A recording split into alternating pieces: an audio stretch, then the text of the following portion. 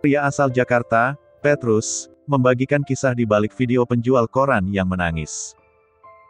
Videonya yang diunggah di TikTok @petruskini, Sabtu tanggal 7 Agustus tahun 2021, telah ditonton 14,2 juta kali. Petrus membuka donasi untuk penjual koran yang menangis saat bertemu dengannya itu. Donasi untuk Pungki ini merupakan permintaan dari warganet yang menonton videonya.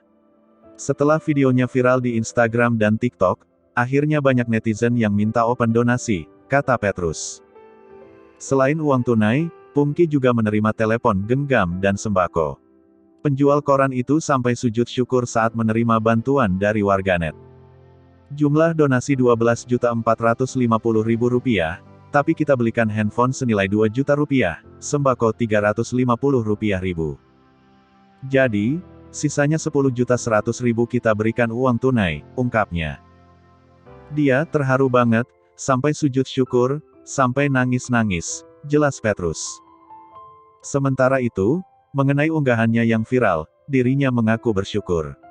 Petrus juga senang karena koran yang dijual Pungki kini ramai pembeli setelah kisahnya viral. Saya bersyukur. Setelah viral, banyak orang yang tahu dia, ujarnya.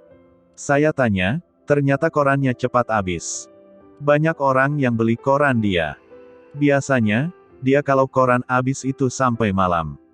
Setelah viral, siang saja sudah habis korannya, beber dia.